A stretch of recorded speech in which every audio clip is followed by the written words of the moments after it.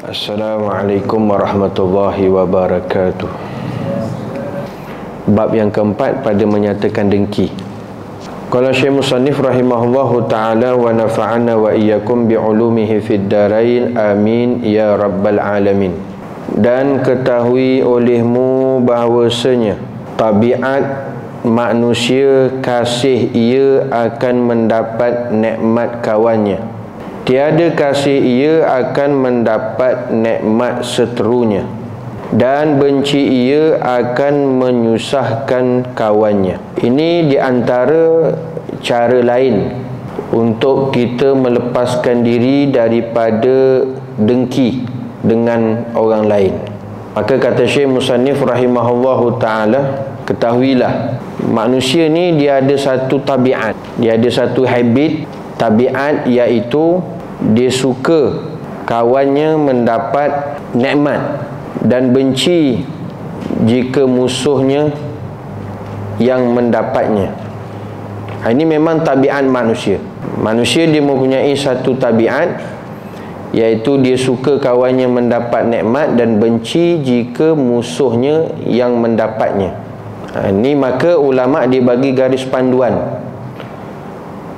dalam bab berkenaan sifat hasad ataupun dengki ni, macam mana cara kita nak melepaskan diri daripada dengki dengan orang lain.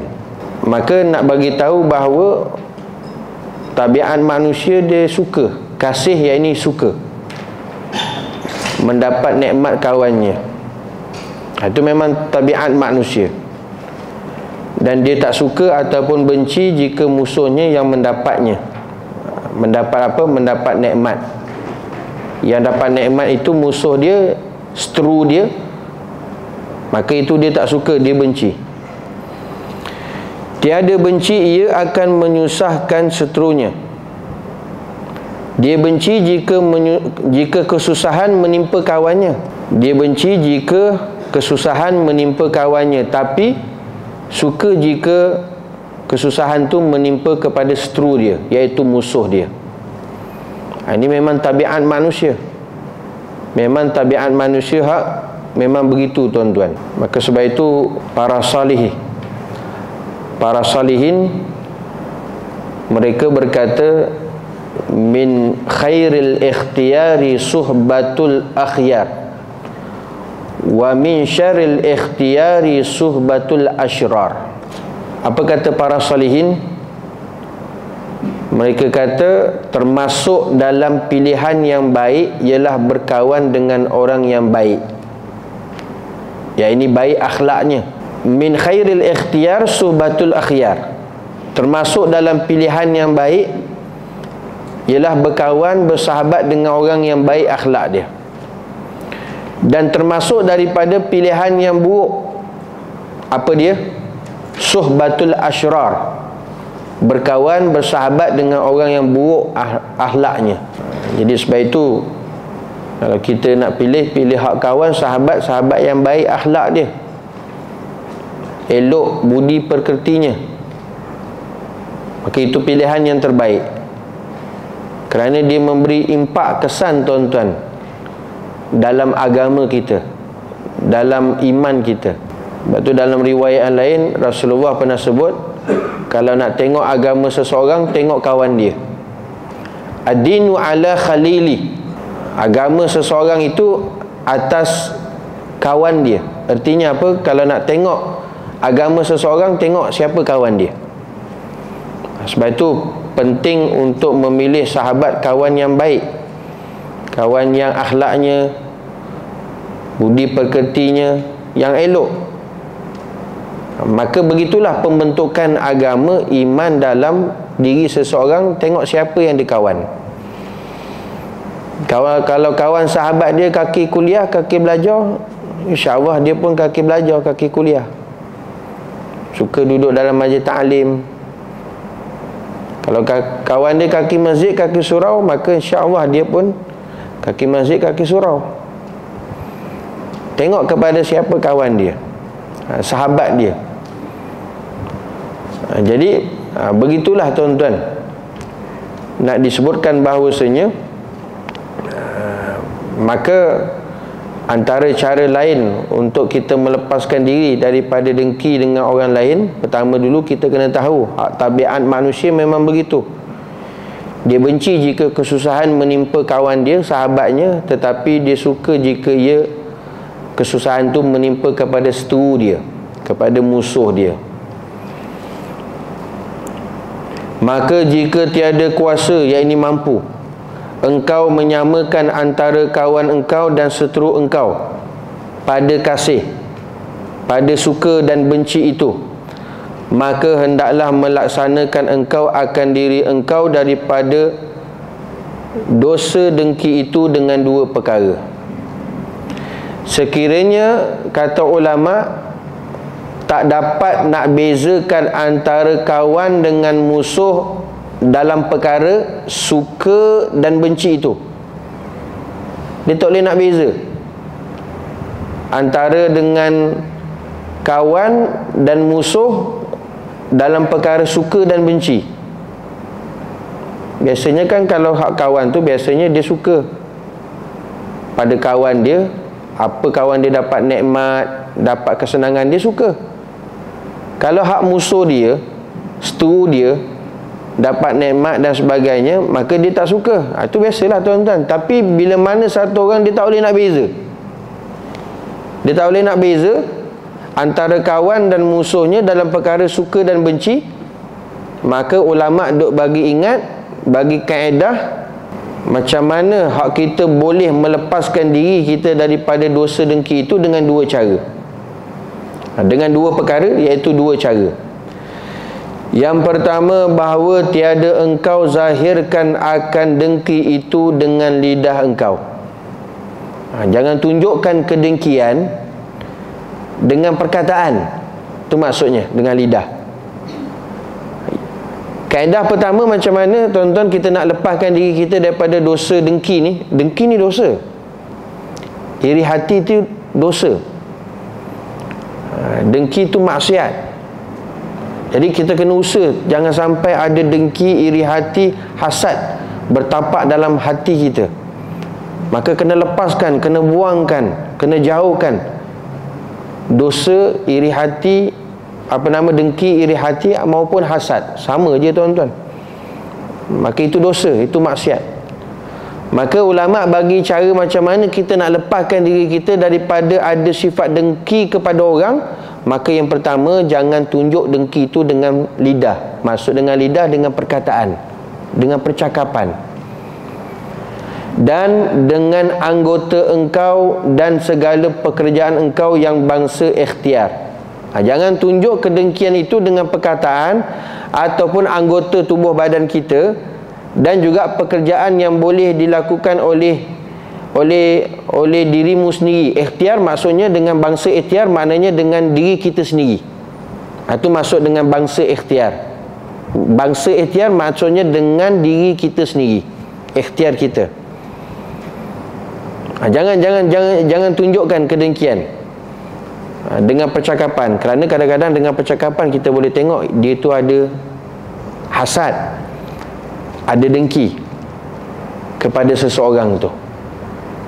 Ada orang tuan-tuan, dia tidak melalui percakapan, tetapi dengan anggota tubuh badan dia menunjukkan dia tu ada dengki, ada hasad. Dizahirkan dengan anggota tubuh badan dia, riak dia, hal keadaan dia tu menunjukkan dia ada tak senang, dengki, hasad kepada seseorang. Ada orang dia tidak melalui anggota tubuh badan, dia melalui percakapan, dia cakap. Tapi ramai hak melalui percakapan dah tahu dah tuan-tuan dalam hatinya bahawasanya ada dengki, ada hasad kepada orang lain. Maka ini yang pertama, jangan zahirkan, jangan tunjukkan kedengkian itu dengan perkataan dan juga anggota tubuh badan kita, dan juga segala pekerjaan yang kita usahakan atas diri kita sendiri. Bahkan menyalahi engkau dengan lidah dan anggota engkau akan yang tersebut daripadanya, seperti yang telah terdahulu inilah makna sabda Rasulullah sallallahu alaihi wasallam, salasun lam taslam minha hazihil ummah, al-hasadu wa zannu wa tiyaratu, ala unabbiukum bil makhraj minha, iza zananta fala tuhaqqiq, wa iza hasadta fala tabghi, wa iza tayarta famdi. Maka tuan-tuan, kita kena buat apa? Kena lakukan sebaliknya dengan lidah. Maksud menyalahi engkau dengan lidah, buat yang sebaliknya dengan lidah. Sebaliknya dengan lidah macam mana? Contoh hak puji. Puji seperti memuji. Seperti memuji. Itu dari segi apa? Dari segi perkataan, ucapan. Sebab tu saya pernah sebut tempoh hari, salah satu tanda seseorang itu ada hasad dengki, dia sukar untuk memuji. Dia susah untuk memuji. Dia geram dengan kawan dia tengok baru beli kereta baru. Orang lain duk puji, tahniah, alhamdulillah, tahniah dapat kereta baru, alhamdulillah. Tak, masing-masing puji, Masya Allah, tabarakallah, cantiknya kereta baru awak ni, tahniah, alhamdulillah. Dia buat diam je tuan-tuan, kerah ya. Oh, tak boleh, dia tak boleh. Oh, makan dalam tuan-tuan. Makan dalam. Nah, itu maksud makan dalam tu, hati dia ada dengki, ada hasad. Dia tak boleh. Sampai nak hak puji pun, nak ucap tahniah pun tak boleh tuan-tuan. Dia geram. Maka sebab itu kena lawan. Kena menyalahi, lakukan sebaliknya dengan lidah, iaitu seperti mana puji. Kena lawan tuan-tuan, supaya kita jangan sampai ada sifat dengki dalam diri kita dengan orang lain. Kena lepaskan, kena jauh-jauhkan. Sifat dengki, hasad ni jangan bertapak dalam hati kita, dalam kalbu kita. Dan anggota engkau akan yang tersebut daripadanya. Dan anggota badan, contoh macam mana? Senyum. Seperti mana senyum, gembira, suka. Kerana suka dengan nikmat yang diberikan oleh Allah Ta'ala kepada orang tu, kepada si dia. Paling tidak pun Masya Allah, senyum. Itu dengan anggota badan. Dengan perkataan tadi, dengan lidah apa dia? Puji. Mana Ustaz, puji pun tak, senyum jauh sekali. Dia masam, tarik muka dah. Action lah tu. Tentang kita tak boleh beli kereta baru. Tak. Bahaya tuan-tuan. Tapi tuan-tuan, kalau dia macam itu, dia memang tak boleh kawal. Dia akan zahirkan sendiri. Itu kesan impak sifat mazmumah ni. Tanpa dia kawal, tanpa dia sedari, dan orang lain boleh lihat, itu tanda dia ada hasad ataupun dengki kepada orang lain. Maka kalau dah ada bunga-bunga, tanda-tanda macam itu tuan-tuan, tak berapa gemar, tak berapa suka tengok orang senang, cepat-cepat tuan-tuan kena usaha. Kena bagi penawar bagi hati ni. Kena main duduk dalam kuliah penawar bagi hati. Tak. Tapi bukan semua yang main datang ni sebab ada sakit hati. Bukan. Nanti memang kita kena belajar tuan-tuan. Kita kena belajar macam mana nak hindarkan sifat mazmumah ni. Jangan ada riak, dengki, sum'ah dan sebagainya. Kerana apa? Kerana semua orang tak terlepas daripada sifat mazmumah. Semua orang tak terlepas daripada dengki, hasad dan sebagainya. Sebab tu kita belajar, ada ilmu macam mana nak jauhkan daripada sifat mazmumah ini. Maka sebab itu bila dah tak berapa senang tengok orang senang, susah melihat orang senang, cepat-cepat kena ambil tindakan tuan-tuan. Kena hakiskan, kena buang jauh-jauh, kena lepaskan diri kita daripada adanya hasad dengki dengan orang lain. Tindakan apa tadi? Yang pertama, jangan tunjukkan. Lawan, jangan tunjukkan dengan perkataan, tak mau memuji, dengan anggota badan tak mau senyum, dengan suka nikmat orang lain dapat, kita tak mau senyum. Paling tidak pun senyum, tahniah, ucapkan tahniah. Itu dengan perkataan. Senyum, gembira dengan anggota badan kita. Dah. Kerana itu nikmat yang diberikan oleh Allah Subhanahu wa taala kepada seseorang seperti mana yang tersebut terdahulu. Tuan-tuan muslimin hadirin yang dirahmati Allah Subhanahu wa taala. Maka sebab itu Rasulullah sallallahu alaihi wasallam pernah bersabda, apa kata Rasulullah? Ini hadis Tadi hadis tu yang kita baca tadi, salasun, 3 perkara.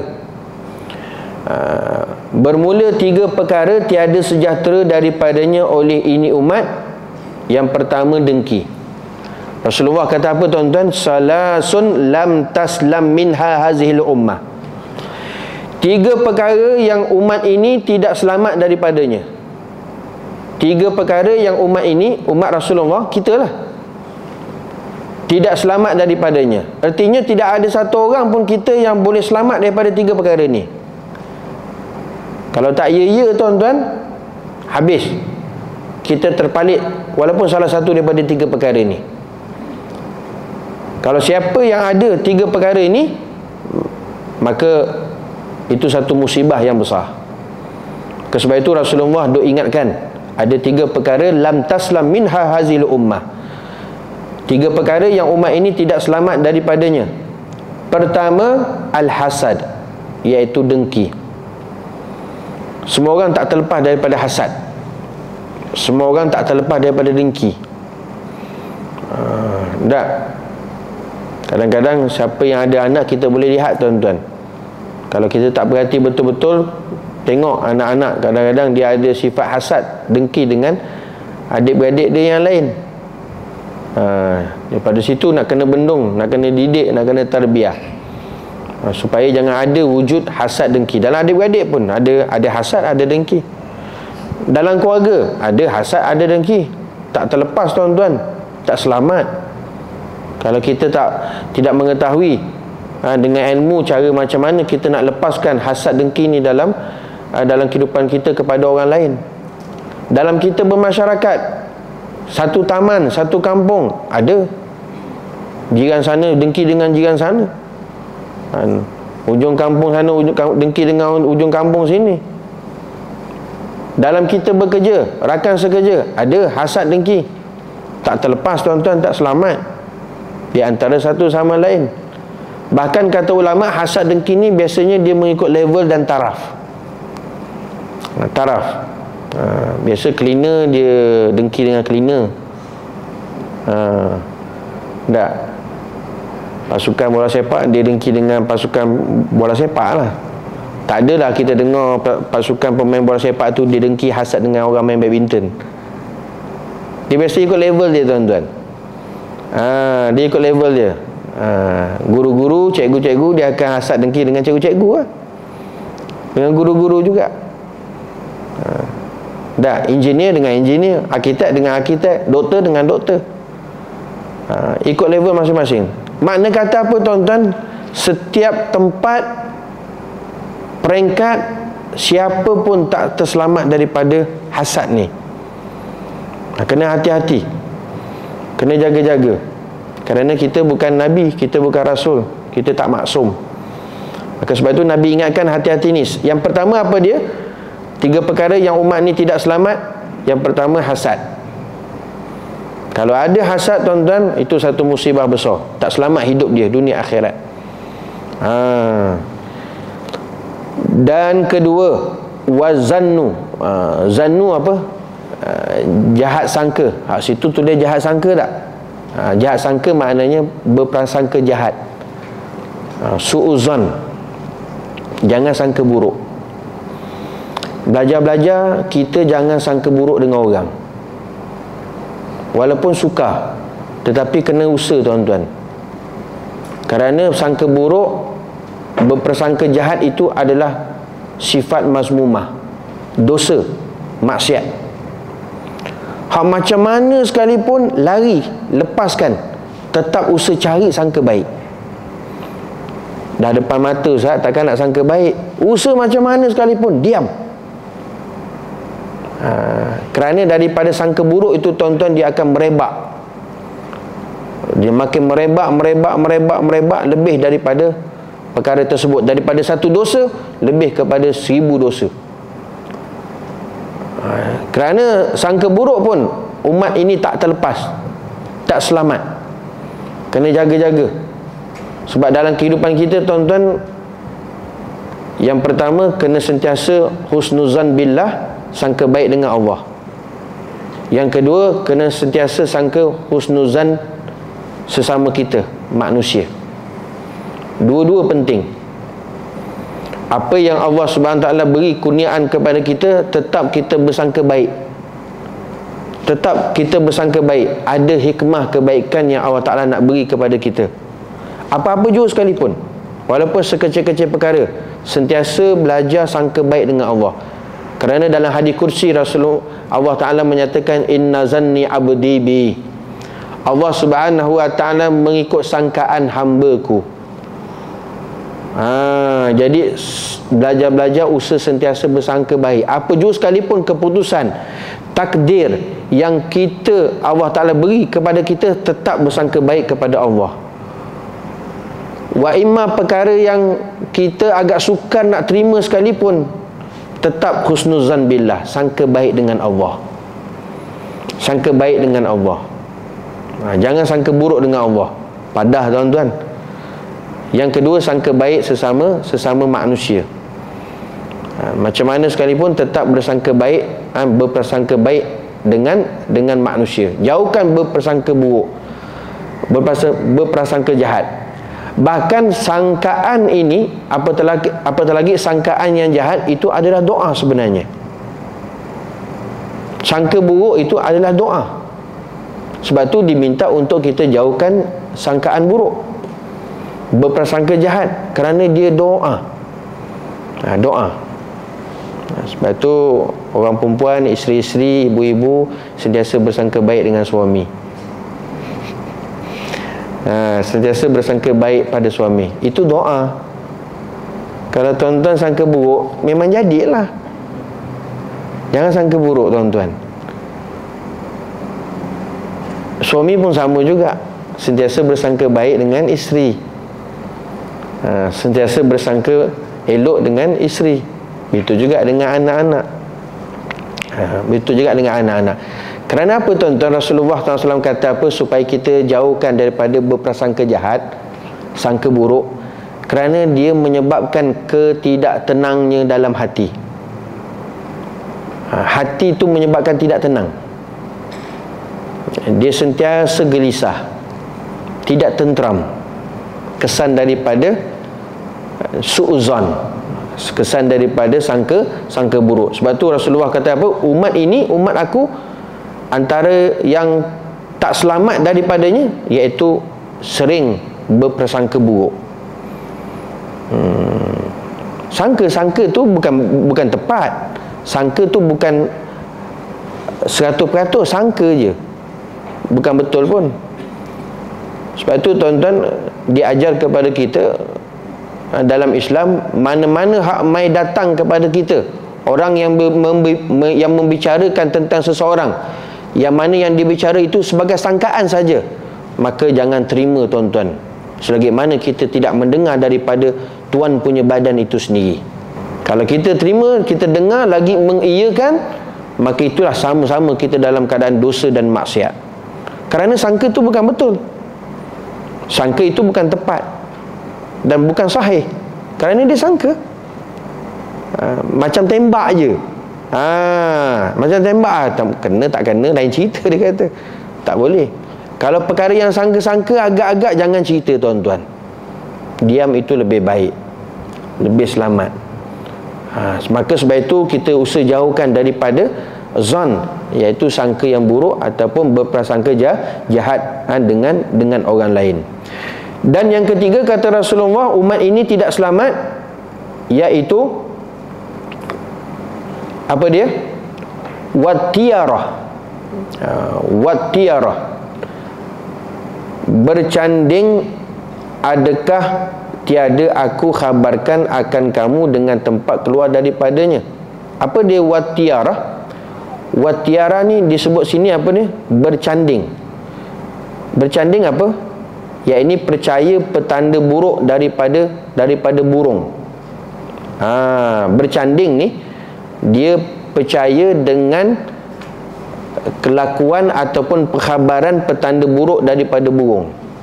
Contoh, tiba-tiba satu hari dia dengar burung hantu ni dia bunyi. Wah, Ustaz, ada orang meninggal lah, ada benda tak baik lah akan berlaku. Kenapa? Ada bunyi burung hantu tadi. Lah, apa kena-kena hak bunyi burung hantu tadi? Rupanya dia faham bahasa burung. Rupanya dia faham bahasa burung hantu. Oh, mana Haji tahu ada petanda buruk yang bakal berlaku? Malam tadi ada bunyi burung hantu. Tak pernah ada bunyi. Ni ada bunyi ni, Haji tanda yang tak baik ni akan berlaku. Itu dipanggil tiarah. Tiarah. Sama juga dengan orang percaya dengan telik. Dengan tukang telik, Tok Bomo, Tok Pawang. Tok, tengokkan sikit ni, saya agak-agak jodoh saya bila ni? Dengan siapa, Tok? Dia pun tengok tangan. Oh, ini tak lama ni. Tak lama. Ya, tak lama bila, Tok? Ya, tak lama. Dengan siapa? Orang dekat je. Tantang dengan Tok dulu tak?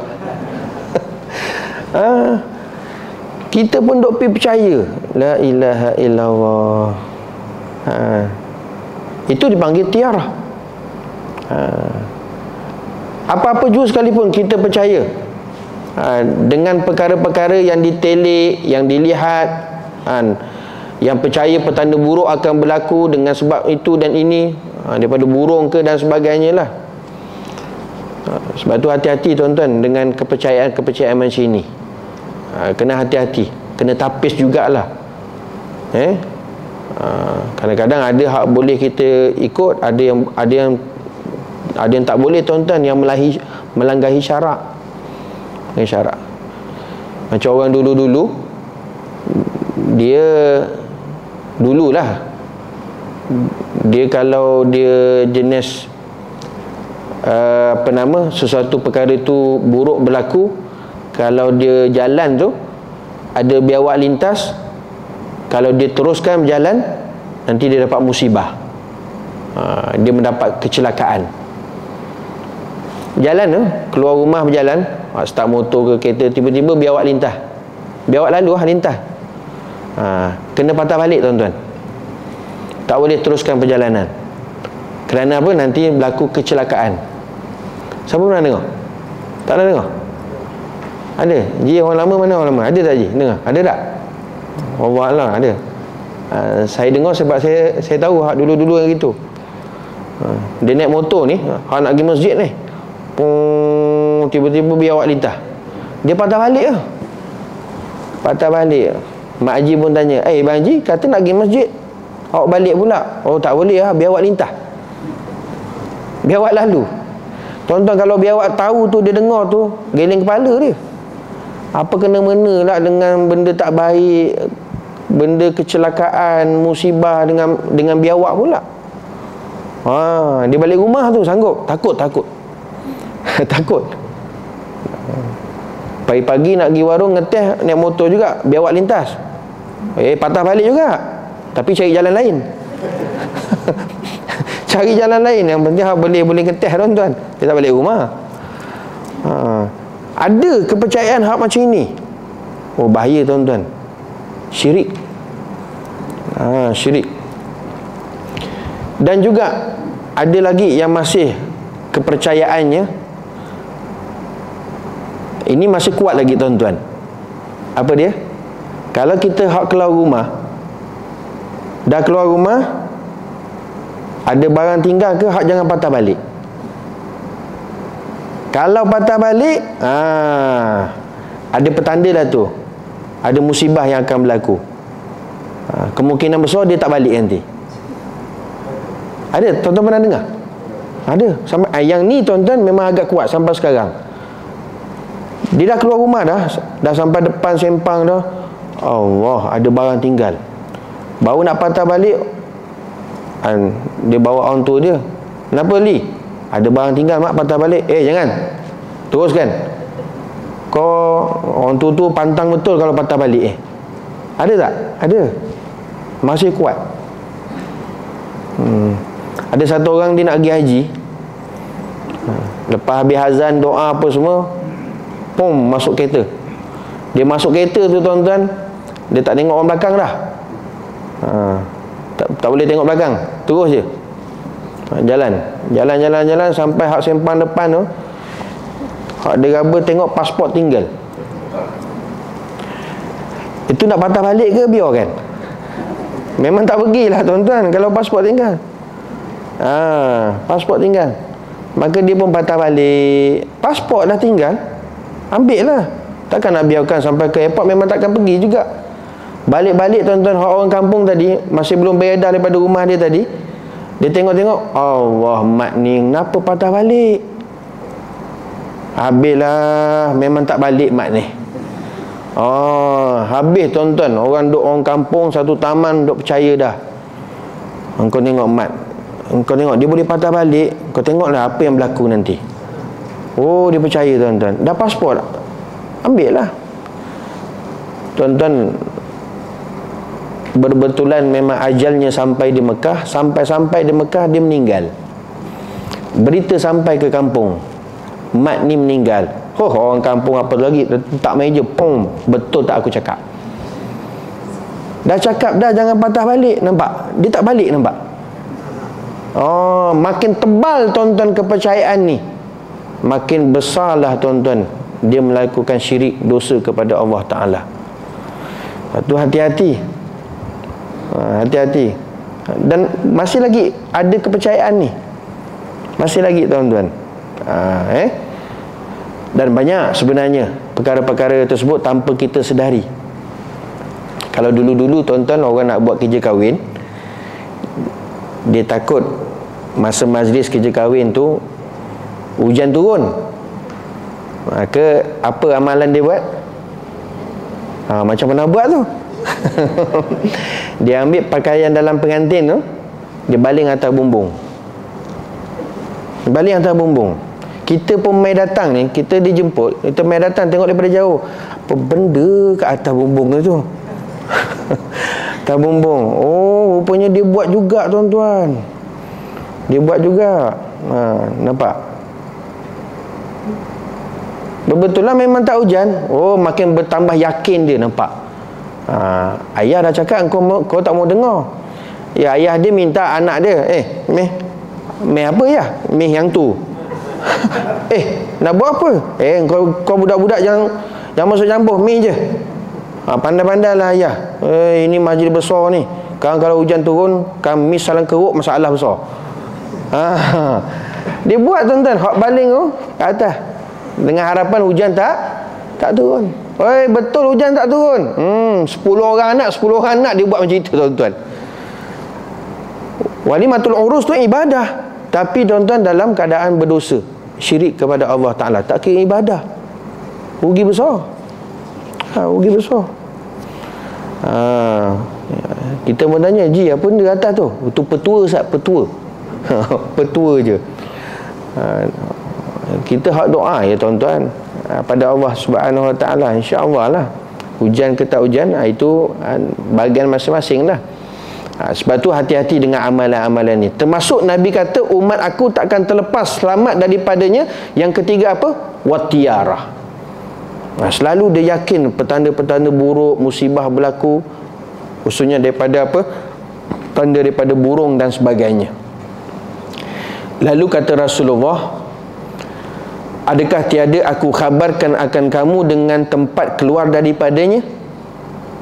Maksudnya, apakah kamu mahu untuk aku beritahu kepada kamu tempat keluar daripadanya? Macam mana kita nak selamat daripada 3 perkara tersebut? Ini Rasulullah ajar ni. Maka bersembah sahabat, khabarkan olehmu hai Rasulullah sallallahu alaihi wasallam. Bila kata Rasulullah, nak tak aku bagi jalan keluar? Sahabat kata, naklah ya Rasulullah, beritahulah apa dia. Maka bersabda ia Rasulullah sallallahu alaihi wasallam, apabila engkau menyangka engkau akan sangka yang jahat, maka jangan engkau tahqiqkan. Artinya jangan engkau kerjakan akan yang dituntut bagi sangka itu. Jalan keluar yang pertama, bila mai datang kat hati kita sangka buruk dengan orang, dengan sesiapalah, mai datang sangka buruk ni di hati kita dengan seseorang. Bila datang sangka buruk dalam hati kita terhadap sesuatu ataupun terhadap seseorang, maka jangan tahqiqkan. Maksud tahqiq pun jangan benarkan, jangan mengiyakan, jangan ambil tindakan mengikut sangkaan buruk tersebut. Stopkan tuan-tuan. Stopkan, berhentikan daripada sangkaan buruk tersebut. Jangan teruskan lah. Jangan teruskan. Biarkan, jangan layan tuan-tuan sangkaan buruk tersebut. Putuskan tersebut. Bahkan hendaklah engkau terhenti daripada memutuskan dengan sangka engkau itu. Stopkan tuan-tuan, berhentikan daripada mengikut sangkaan buruk tersebut. Jangan layan. Dan daripada mengerjakan akan yang dituntut, apatah lagi melakukannya, jangan, jauh sekali. Kerana itu apa? Sangka buruk, berprasangka jahat. Jangan teruskan. Jangan layan tuan-tuan sangkaan buruk tersebut. Dan apabila engkau dengki, yang kedua, maka jangan engkau melampaui. Artinya, jika mendapat engkau di dalam hati engkau akan sesuatu daripada dengki, maka jangan engkau kerjakan dengki dengan dia, iaitu dengki. Yang kedua, macam mana tuan-tuan? Sifat apa? Sifat dengki. Bila kamu dengki, maka jangan engkau melampaui. Melampaui itu maksudnya apa? Jangan buat, jangan melakukannya. Ada dengki ni, tiba-tiba ada hasad, ada dengki ni, jangan layan, jangan buat, jangan melakukannya. Jangan buat, jangan melampauinya. Padamkan, putuskan. Bila ada hasad dengki, paling tidak pun tuan-tuan cepat-cepat istighfar. Ada hasad, ada dengki, macam rasa hati gelisah je tuan-tuan dengan nikmat kesenangan orang, cepat-cepat istighfar. Astaghfirullahalazim, astaghfirullah. Tenangkan, jangan layan, jangan melampaui. Sebab apa tuan-tuan? Daripada dengki ni banyak tindakan-tindakan jahat akan terzahir. Macam-macam dia boleh buat. Macam-macam dia boleh buat.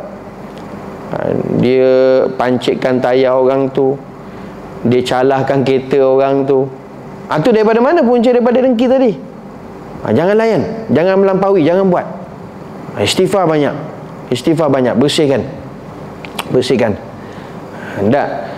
Ataupun dia tak menzahirkan dengan perbuatan anggota tubuh badan tersebut. Orang Melayu biasalah tuan-tuan, yang ada istilah dipanggil apa? Mainan halus. Mainan halus. Pi jumpa Tok Bomo, Tok Pawang. Tak. Macam biasalah tuan-tuan, Tok Bomo, Tok Pawang, dia cakap tak payah khabar cikgu, saya dah tahu apa tujuan cikgu datang. Oh, dia dah tahu dah, scan dah tuan-tuan. Macam cerita Piramli tu. Inilah Tok nak tanya sikit lah, macam mana Atok boleh buat tak? Beres, dia kata boleh, senang. Atok dah 30 tahun pengalaman ni. Buat orang ni ngantor-ngantor memang dah profession, memang dah dia dah. Tak. Yang jumpa tu siapa? Bukan sebarang orang. Orang profesional. Orang ada ijazah, orang ada master, orang ada PhD, orang berpelajaran tuan-tuan. Yang tok yang dijumpa tu UPSR pun tak ada. UPSR pun tak ada. Tapi kenapa? Sebabkan dengki, sebabkan hasad. Allahumma salli ala sayyidina Muhammad. Sebab itu yang telah berlaku, apa yang telah berlaku hari ini tuan-tuan. Sampai bila? Sampai hari kiamat. Selagi mana adanya hasad dengki, didorong lagi dengan syaitan dan hawa nafsu. Syaitan dengan hawa nafsu. Tok pun tanya, ada gambar? Oh, ada. Dekat FB boleh kita cari. Sebab tu hati-hati tuan-tuan. Jangan hak letak suka-suka gambar kita, keluarga kita, dengan mudah-mudah. Dengan mudah-mudah. Saya ingat lagi pesan tok guru kami dulu tuan-tuan, bila mana yang mula-mula FB dulu apa semua, jangan letak gambar. Hati-hati. Kalau kita tu lain suka tak? Kalau tidak, tak ada kepuasan Ustaz. Ini letak gambar bangunan, gambar tiang, gambar bunga. Letak gambar muka lah. Tapi terpulang lah, tak jadi masalah. Tak, maka daripada situ pun boleh tuan-tuan, biiznillah. Itu pun dengan izin Allah. Itu pun dengan izin Allah Subhanahu wa ta'ala. Sebab tu tuan-tuan kena jaga, kena kuat beramal. Kita ilmu belajar beramal, kena beramal. Itu pendinding, pembenteng daripada perkara-perkara yang tidak elok dan tidak baik. Sebab tu Rasulullah SAW ajar zikir lepas solat itu jangan tinggal. Itu semua amalan pembenteng, pendinding tuan-tuan daripada perkara-perkara yang tak baik. Khususnya tuan-tuan, amalan wirid zikir la ilaha illallah wahdahu la syarikalah lahul mulku wa lahul hamdu yuhyi wa yumis wa huwa ala kulli syai'in qadir. Nabi kata apa? Asyara marat, 10 kali. Setiap kali lepas maghrib dan setiap kali lepas subuh. 2 waktu saja. Ini tolong tuan-tuan, penting. Kita berada di akhir zaman. Kita berada di zaman yang penuh fitnah, cabaran yang agak besar tuan-tuan. Kita tak tahu siapa musuh, siapa kawan dalam ramai-ramai, kita tak tahu. Pasti ada tak? Ada. Maka sebab tu Rasulullah ajar, la tatruk, kata ulama, jangan tinggalkan amalan ni. Jangan tinggalkan. Lepas habis subuh, masih lagi duduk tayat akhir tu, lepas habis bagi salam saja, lepas istighfar, la ilaha illallah wahdahu la syarikalah, sampai habis 10 kali. Dengan syarat tuan-tuan, jangan rungkaikan kaki tu, masih lagi duduk tawarruk. Boleh faham tak? Jangan tukar beralih lagi, masih duduk tawarruk lagi, kaki masih jongkit lagi tu. Selesaikan 10 kali. Selesaikan 10 kali. Sebab itu Rasulullah SAW sebut dalam hadis, barang siapa hak yang lepas subuh tadi, dia membaca la ilaha illallah wahdahu la syarikalah sampai habis 10 kali, Allah Subhanahu wa ta'ala pelihara dia daripada sebarang gangguan jin, syaitan, iblis dan perkara-perkara yang tak baik. Bermula daripada tadi lah, awal pagi sampai asar. Dia protectionnya tu, dia punya kekuatannya berapa map tu? Lama tu, daripada pagi tu sampai asar. Lepas tu habis tuan-tuan, habis. Dia kena renew balik. Renew balik bila? Lepas habis sembahyang maghrib, bagi salam, lepas istighfar, masih lagi duduk tayat akhir, maka baca balik lagi la ilaha illallah wahdahu la syarikalah sampai habis 10 kali. Maka Allah Ta'ala protect kita daripada awal malam tadi sampai subuh. Tuan-tuan, maka setelah diajar, dipesan oleh Rasulullah, sahabat tak pernah tinggal tuan-tuan amalan ni. Bahkan para alim ulama, para salafus salih, mereka juga tidak tinggal amalan ni. Kita je yang tinggal. Assalamualaikum warahmatullahi wabarakatuh, Assalamualaikum warahmatullahi wabarakatuh. Cabut bila bagi salam, salam cabut. Oh, kebalnya tuan-tuan. Dia buat saja je. Tak geram kalian tengok tuan-tuan. Sabar dulu, duduk, baca dulu. Tuan-tuan, semayang seorang ke berjemaah ke, jangan tinggal. Majlis semayang seorang kat rumah, buat. Lepas subuh, lepas maghrib. Semayang kat surau, kat masjid, buat. Jangan tinggal. Habis ustaz, Pak Imam tak buat, lantak pi ya. Jangan ikut Pak Imam. Pak Imam tu tak buat, lepas bagi salam, Al-Fatihah. Memang nak kena Pak Imam. Pak Imam tak buat, tak apa, kita tetap buat. Tuan-tuan, itu sunnah. Sunnah Rasulullah. Rasulullah ajar. Rasulullah sendiri buat, takkan kita tak buat? Jangan tinggalkan tuan-tuan. Kena pesan tu. Ini amalan pembenteng yang cukup ampuh. Cukup ampuh. Pernah dikisahkan tuan-tuan, satu orang perawat, Satu orang perawat, ini kisah lah tuan, kisah benar. Satu orang perawat, ustaz, dia merawat orang lah. Orang tu tengah merasuk, maka yang perawat ni bagi tahu bahawa mintalah keluar, tak baik, ini satu dosa ni, kau ganggu orang apa semua, minta keluarlah. Maka gangguan jin yang ganggu orang tersebut, dia kata apa? Boleh saya keluar, tapi dengan syarat saya nak masuk badan ustaz. Tuan-tuan kalau kena macam tu macam mana? Tak jam kering tuan-tuan. Turun pencen jadi perawat. Dia ugut. Tapi tuan-tuan, perawat ni dia tahu. Dia kata kalau itu silakan. Akhirnya tuan-tuan mengalah. Dia tak dapat nak masuk badan perawat tersebut, ustaz tersebut. Bila dia tanya, memang takkan dapat. Kerana apa?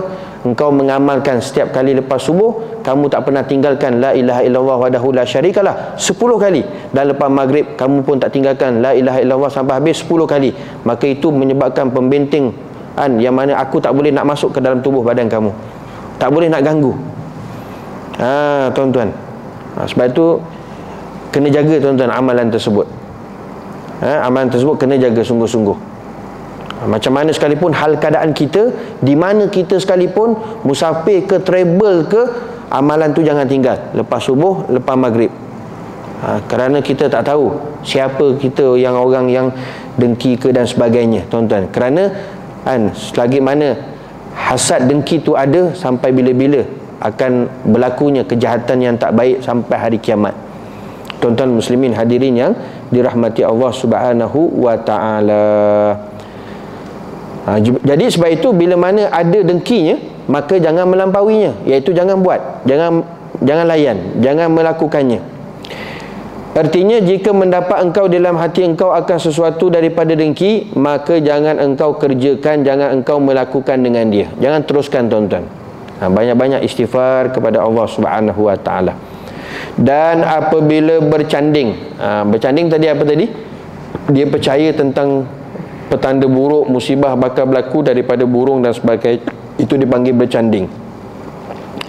Dan apabila bercanding engkau, maka lalu olehmu kepada tujuan engkau, dan jangan engkau kembali seperti memperbuat akan dia oleh ahli jahiliyah. Menceritakan akan ini hadis oleh Al-Hafiz Abdul Rahman bin Umar Al-Asfahani daripada Hasan Basri.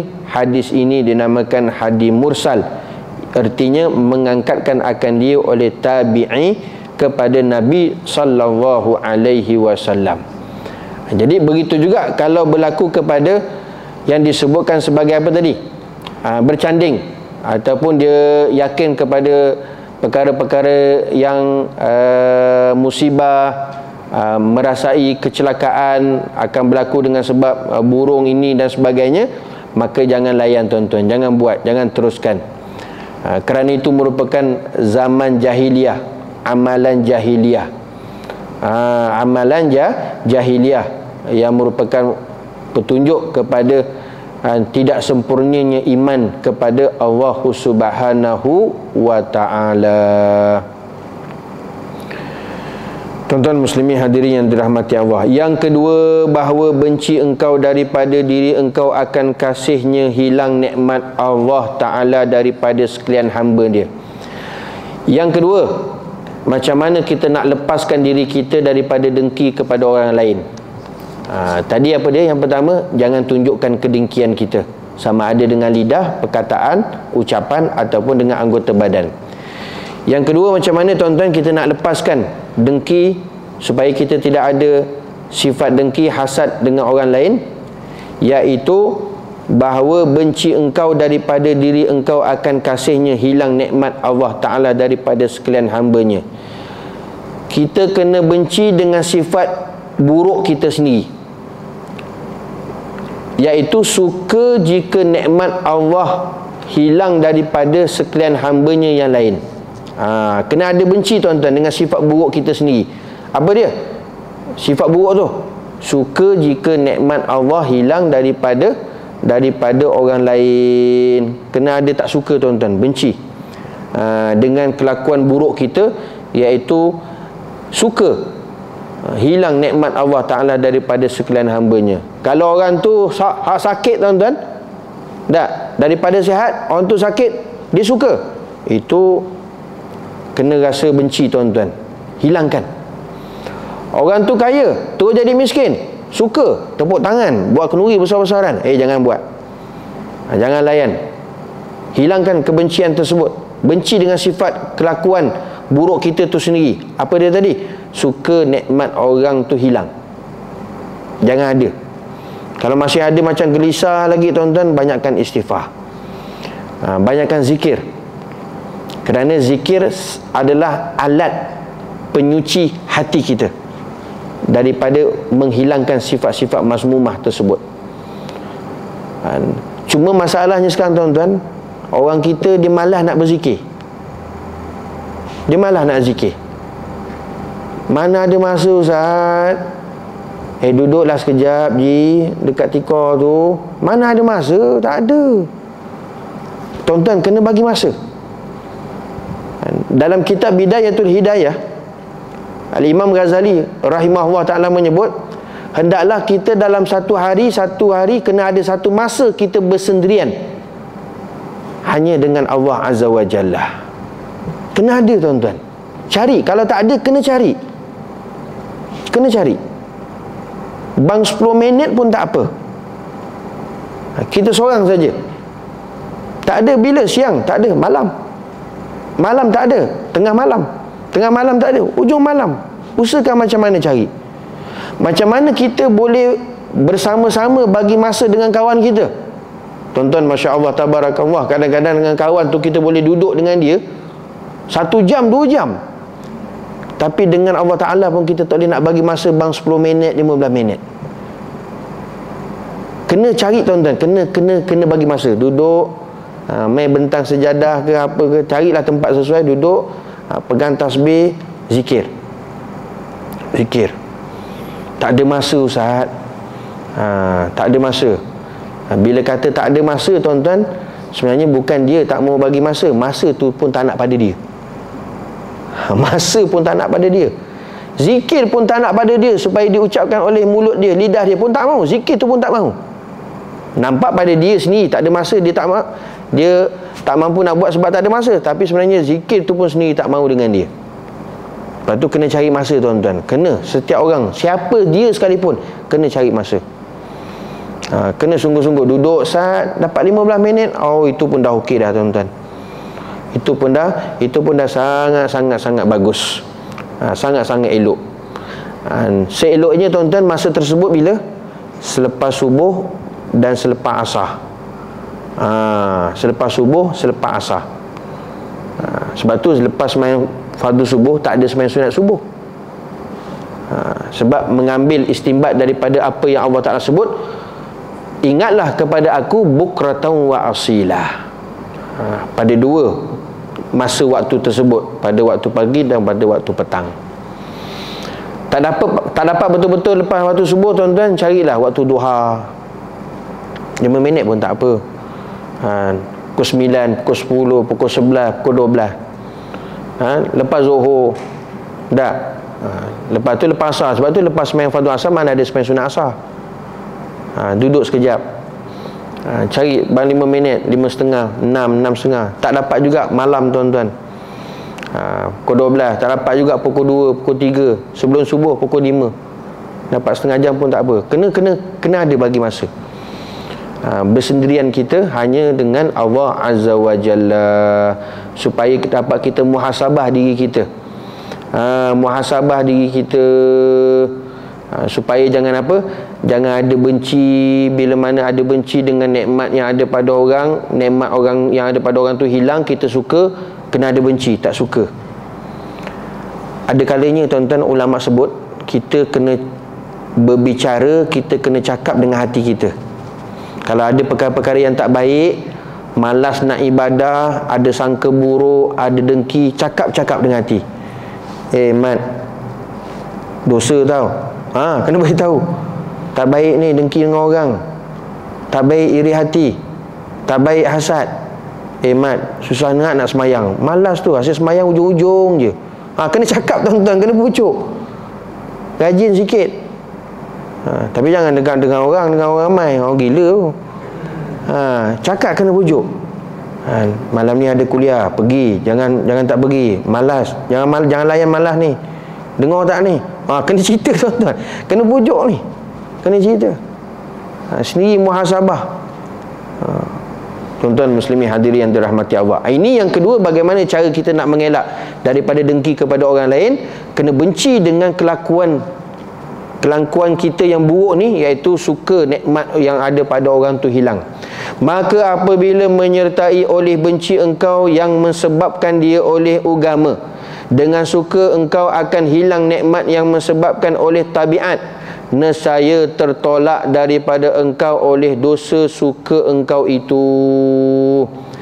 Tuan-tuan, bila tabiat kita tadi, apa dia?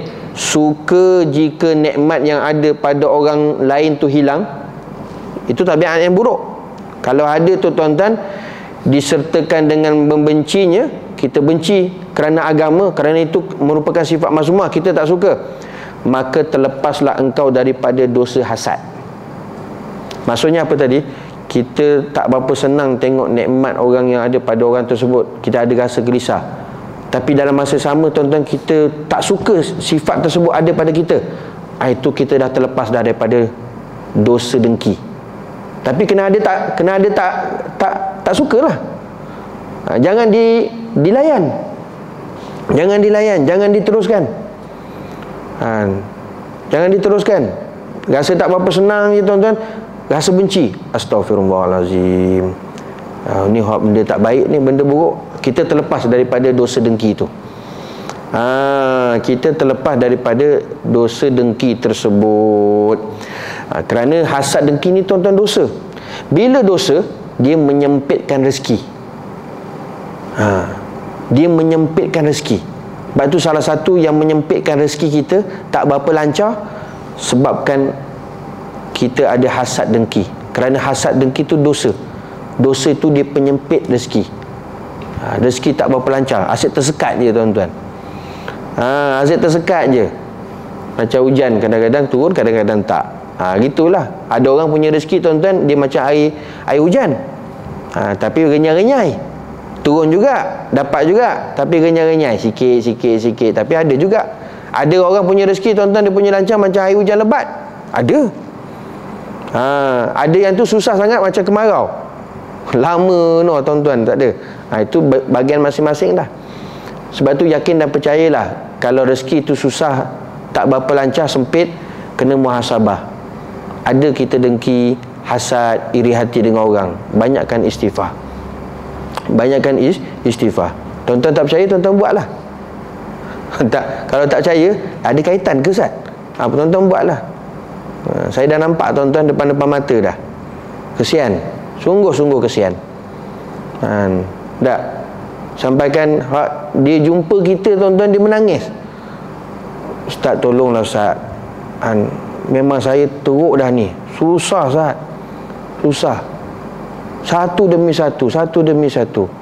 Suami bermasalah, anak bermasalah, rumah tangga bermasalah, duit tak cukup. Tak cukup semua tuan-tuan. Saya cakap satu je. Buangkan dengki. Buangkan dengki. Buangkan hasad. Menangis dia tuan-tuan. Dia kata, mana Ustaz tahu? Saya bukan tak bomoh. Saya tak tahu. Saya tembak je tuan-tuan. Tapi dia menangis tu. Dia menangis. Betul Ustaz, saya tak berapa suka sangat tengok orang senang. Saya kata itulah puncanya. Tak tahu Ustaz, memang kalau tengok orang duk, dia lebih sikit je, dia beli apa macam-macam ke apa, hati ni tak boleh Ustaz. Saya kata boleh lawan. Boleh hilangkan, lepaskan. Kena lawan lah, kena lawan. Kena lawan. Tak. Saya tembak itu, kena waktu. Menangis dia tuan-tuan. Dia kata betul Ustaz, memang saya tak berapa selesa lah tengok orang senang, orang lebih daripada dia lagi tak boleh tuan-tuan. Lebih daripada dia lagi tak boleh, cukup pantang dia kata. Cukup pantang. Saya kata tak apalah, benda tu macam mana sekalipun dah tahu dah, lepaskan. Banyakkan istighfar, duduk banyakkan istighfar, buang. Kok macam mana tu pun itu tindakan dia. Macam mana sekali kalau biarkan lawan, biarkan teruskan tuan-tuan sampai bila-bila lah gitu. Sampai bila-bila pun begitu tuan-tuan. Jadi sebab tu kena sertakan benci dengan perbuatan buruk kita, yang suka nikmat orang yang ada pada dia hilang. Kena benci, tak suka. Bila kita benci kelakuan buruk tersebut, maka lepaslah diri kita daripada dosa hasad.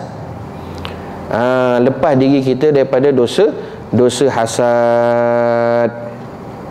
Dan tiada diwajibkan atas engkau mengubah akan tabiat, kerana tiada kuasa engkau atasnya pada kebanyakan kelakuan. Kita tak mampu tuan-tuan nak hilangkan, nak ubah tabiat kita. Susah. Tak wajib untuk kita ubah tabiat, kerana kita ni tak mampu nak mengubahkan tabiat tersebut dalam kebanyakan perbuatan, kerana tak mungkin kita dapat mengalahkan, menundukkan tabiat tersebut, melainkan mereka yang tidak melihat kekuasaan pada makhluk itu sendiri. Sebab itu kata Tok Syekh kat sini, kerana kita tiada kuasa, iaitu tiada mampu engkau atasnya untuk kebanyakan kelakuan. Kita tak mampu untuk menundukkannya tuan-tuan. Sebab apa? Kerana bahawasanya tabiat itu tiada dapat mengerasi akan dia, melainkan mereka yang putus penilikannya, penglihatannya daripada makhluk. Kalau dia dapat hilangkan betul-betul, makhluk ni tak ada apa-apa, hanya Allah Subhanahu Wa Ta'ala semua dia bergantung, itu boleh dia lenyapkan. Tapi bukan senang tuan-tuan, bukan senang. Yang dia nak iri hati, dengki nikmat yang ada pada orang tu, tak ada faedah tuan-tuan, kerana dia pun makhluk. Kalau dia dapat pandang dari segi sudut situ, maka dia boleh hilangkan dengan cepat. Kalau nak cepat lagi tuan-tuan, nak hilangkan sifat mazmumah ni, banyakkan selawat kepada Nabi SAW. Itu jalan yang cukup cepat dan tepat. Selawat. Tahu Ustaz, tapi tak ada masa Ustaz. Itu je lah kau punya modal. Penat dah khabar dah. Penat khabar tuan-tuan. Tapi tolonglah Ustaz. La ilaha illallah. Dah khabar dah tu jalan dia.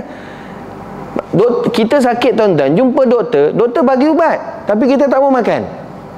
Sama juga tu. Balik jumpa lagi, doktor tolonglah saya, sakit lagi. Itu saya bagi ubat tak makan. Tak. Macam itulah tuan-tuan. Dah tahu dah, kita ada ilmu cara macam mana nak mengatasinya, tapi tak mau ambil, tak mau amal. Okey. Kalau betul-betul nak hilangkan cepat tuan-tuan, clear, selawat. Sungguh selawat, insya-Allah dia cepat dan tepat, hilang bersih habis tuan-tuan. Itu yang penanda saya bagi tahu itu minggu lepas. Apa dia? Puji tidak terbang, keji tidak tumbang. Muka seposin je. Orang puji pun dia buat dia, tak ada apa. Orang keji, orang kutuk, buat dia, tak ada apa. Hati betul-betul khalis, sofi, bersih dah, tak ada apa. Engkau nak kaya ke, engkau nak jutawan ke, engkau nak nikmat apa engkau nak, pi dia lah. Sikit pun dia tidak ada terkesan tuan-tuan. Itu kalau dah capai tahap tu, memang tuan-tuan wali dah.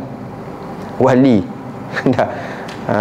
Macam mana sekalipun. Tapi itulah memang penarafan wali, hatinya bersih, tak ada kesan kepada makhluk. Tak ada kesan kepada makhluk. Tapi itulah tuan-tuan, kuncinya apa tadi? Selawat. Banyakkan selawat kepada Nabi SAW. Banyak, sebanyak-banyaknya. InsyaAllah dia akan cepat mudah hilangkan tabiat kita tidak suka nikmat yang ada pada orang lain. Bahkan mengetahui ia dengan yakin akan bahawasanya yang empunya nikmat itu tiada sunyi daripada bahawa ada ia isi api neraka atau ada ia isi surga. Maka jika ada ia isi api neraka, maka tiada memberi manfaat akan dia oleh nikmat tersebut. Tuan-tuan, macam mana tadi kita nak rasa tak suka kepada nikmat yang ada pada orang tersebut? Jangan ada kita rasa perasaan yang macam itu. nikmat tu, kalau betul-betul nikmat, maka dia akan mendapat nanti akhirat, dia dimasukkan ke dalam syurga oleh Allah Ta'ala. Tapi kalau nikmat yang ada pada dia, yang kita tak suka tersebut, tapi menyebabkan dia tu masuk neraka, nak apa kita rasa benci dan iri hati, dengki kepadanya? Faham tak tuan-tuan? Kena pandang sudut daripada situ. Boleh nampak tak? Jelas. Dia tu kaya, dia tu pangkat besar apa semua. Tuan-tuan, kalau dengan asbab pangkat besar kaya tersebut dia dapat masuk syurga, itu tak apalah, alhamdulillah. Tapi yang kita iri hati dengan nikmat orang tersebut, belum tahu tuan-tuan nikmat tersebut tu tuan-tuan sebabnya masuk neraka. Apa faedahnya? Jadi tak perlu patutnya ada hasad dengki kepada nikmat yang ada pada orang lain, kalau kita pandang sudut dari segi sudut itu. Lepas tu barulah kita faham jelas. Dan jika ada ia isi syurga, maka tiada ada nisbah antara nikmatnya itu dengan nikmat syurga. Bahkan melihat ia akan sekalian makhluk itu hamba bagi Allah. Kalaupun tuan-tuan nikmat yang dia ada tu menyebabkan dia tu dimasuk syurga, Allah, nikmat hak masuk syurga itu lebih nikmat daripada apa yang dia dapat nikmat atas dunia. Sebab itu tuan-tuan, apa jua sekalipun susah-susah kita, susah dalam api neraka itu lagi susah. Kalau kita senang-senang atas dunia, senang dalam syurga itu lagi senang daripada senang atas dunia. Boleh faham tak tuan-tuan? Sebab tu disebutkan oleh Rasulullah SAW, bila ahli neraka dimasukkan ke dalam neraka, kemudian Allah Ta'ala tanya kepada ahli neraka, wahai ahli neraka, dulu kamu hidup atas dunia, kamu rasa tak susah yang aku bagi kepada kamu, balak musibah? Dia kata, la ya Allah. Wallah la. Dia kata tak. Kerana apa? Kerana dia dapat masuk neraka dan merasai susah azabnya api neraka, memadamkan kesusahan dulu atas dunia. Sampaikan lupa kesusahan dulu atas dunia. Sebabkan apa? Kesusahan azab api neraka itu lagi dahsyat. Maka bila ditanya penghuni syurga, wahai ahli syurga, pernah tak dulu kamu hidup atas dunia, kamu rasa nikmat dengan kurniaan nikmat yang aku bagi kepada kamu ketika mana kamu hidup atas dunia dulu? Ahli syurga jawab apa tuan-tuan? Wallahi la. Dia kata tak. Dulu senang lenang apa semua, itu bukan nikmat ke? Rupanya tuan-tuan, bila dia masukkan ke dalam syurga dan dia mendapat nikmat syurga, melupakan nikmat yang dulu dia dapat atas dunia. Nikmat yang dia dapat dulu atas dunia lupa semua, sebab dia dapat nikmat dalam syurga. Apa pengajarannya tuan-tuan? Rasulullah nak bagi tahu kita, macam mana kita senang, macam mana kita nikmat atas dunia ni, macam mana nikmat sekalipun tak dapat berbanding nikmatnya hidup dalam syurga. Maknanya jangan perasan dah tuan-tuan, nikmat dalam syurga tu lagi besar. Dan juga sesusah mana pun sengsara kita hidup atas dunia, tapi bila masuk dalam neraka itu lebih sengsara, lagi susah. Artinya tuan-tuan, redha dan berpada apa yang ada hal keadaan kita hari ini, supaya benar-benar kita fokus sebagai kita hamba Allah, untuk kita kejar dapat banyak melakukan ibadah untuk akhirat nanti sebagai bekalan pada hari kemudian. Sebab tu bila kita macam itu tuan-tuan, kita fokus, dia tidak terganggu sama ada dengan kekayaan, kemewahan, nikmat ataupun nikmah, kesengsaraan, kepedihan dan sebagainya. Kerana apa? Akhirat nanti lebih utama. Wal akhiratu khairun wa abqa. Akhirat itu adalah tempat kekal kita selama-lamanya. Dan Allah Ta'ala itu kekasihnya, maka kasih ia akan mereka itu kerana mereka itu hamba bagi kekasihnya. Dan kasih ia bahawa nyata bekas nikmat kekasihnya atas sekalian hambanya. Maka sebab itu tuan-tuan, kena ada tanggapan bahawa semua makhluk Allah Subhanahu Wa Ta'ala ini adalah hamba Allah. Ya, memang hamba Allah. Bila kata hamba Allah Subhanahu Wa Ta'ala, maka Allah Ta'ala berikan kebaikan-kebaikan, itu merupakan tanda kasihnya Allah Subhanahu Wa Ta'ala kepada hambanya. Jadi oleh itu dia akan sayang kasih kepada semua makhluk, kerana semua itu adalah hamba, iaitu kekasihnya Allah Subhanahu Wa Ta'ala. Jadi bila tahu kita ni hamba kepada Allah, jangan khawatirlah tuan-tuan, nikmat yang lebih ada pada orang tu pun, dia pun hamba Allah, kita pun hamba Allah Ta'ala juga. tetap Allah SWT akan beri mengikut dengan kadar ketentuan yang telah ditetapkan oleh Allah Subhanahu wa ta'ala. Tuan-tuan muslimin hadirin yang dirahmati Allah Subhanahu wa ta'ala, kita kongsi sama-sama lah tuan-tuan, amalan supaya hati kita menjadi baik. Amalan supaya hati kita jadi baik. Kerana macam mana kita nak hilangkan sifat masmumah, termasuk bila mana ada dengki, iri hati, hasad, itu maknanya hati kita tak baik. Jadi supaya hati kita menjadi baik tuan-tuan, ada amalan yang dianjurkan oleh ulama. Apa yang disebutkan oleh Habib Hasan Asyatiri rahimahullahu ta'ala dalam satu kitab Amal Al-Yawm wa Laylah, berkenaan tentang amalan supaya hati kita menjadi baik. Ini boleh kita amalkan tuan-tuan. Iaitu yang pertama, jadikan amalan membaca 3 kali suratul Asr. 3 kali suratul Asr. Wal Asr innal insana lafi khusr, sampai habis 3 kali. Kemudian membaca suratul Quraisy, li'ila fi Quraisy, 3 kali. Dan yang terakhir membaca suratul Falaq, Qul a'udzu birabbil falaq, 3 kali. 3 surah tuan-tuan. Saya ulang balik. Suratul Asri, suratul Quraisy, suratul Falaq. Satu hari 3 kali. Satu hari sekali. Satu surah 3 kali. Boleh faham tak tuan-tuan? Okey. Sekali saja satu hari. Bila-bila masa. Masa-masa yang kita ada tu bila-bila masa. Pertama suratul Asri 3 kali, suratul Quraisy 3 kali, suratul Falaq 3 kali. Pagi ke, petang ke, malam, silakan. Bila-bila. Siapa yang menjadikan amalan ni, maka insya-Allah hatinya akan menjadi baik, akan menjadi elok. Sikit demi sikit akan terhindar sifat-sifat masmumah tersebut. Ini amalan cukup mudah. Amalan cukup mudah. Supaya macam mana supaya hati kita menjadi baik, menjadi baik. Ini disebut oleh para alim ulama. Yang kedua tuan-tuan, juga merupakan amalan supaya hati kita menjadi baik. Ini disebut oleh Al-Habib Al-Allamah Abdul Rahman bin Muhammad Al-Mashhur. Beliau berkata bahawa ada seorang wali kutub pada zaman dia. Dia telah mengijazahkan di kota Mekah, iaitu membaca suratul Insyirah, Alam Nashrah. Suratul Insyirah, Alam Nashrah sebanyak 7 kali. Sebanyak 7 kali. Ataupun sekali baca setiap kali lepas solat subuh. Setiap kali lepas solat subuh. Kalau tuan-tuan nak jadikan amalan 7 kali membaca Alam Nashrah, bila-bila masa, tapi 7 kali satu hari. Ataupun tuan-tuan buat juga setiap kali lepas habis sembahyang fardu subuh, tapi sekali je Alam Nashrah, tapi satu waktu saja. Lepas habis sembahyang fardu subuh, Alam Nashrah sekali. Tapi kaedahnya, letak tangan kanan ni, letak atas dada. Letak atas dada, baca Alam Nashrahnya tadi. Alam nashrah laka sadrak wa wada'na anka wisrak, sampai habis.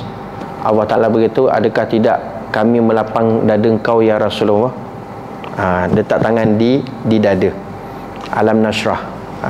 Kalau boleh baca 7 kali, itu lagi bagus. Ataupun lepas tadi subuh, sekali pun tak apa. Sekali pun tak apa. Itu antara amalan-amalan yang dianjurkan para alim ulama supaya hati kita menjadi baik. InsyaAllah tuan-tuan, mudah-mudahan dapat amal dan sampaikan. Wallahu alam, panjang umur, kita jumpa nanti pada pertemuan yang akan datang. Wal afwa minkum, hadza wabillahi taufiq wal hidayah. Wassalamualaikum warahmatullahi wabarakatuh.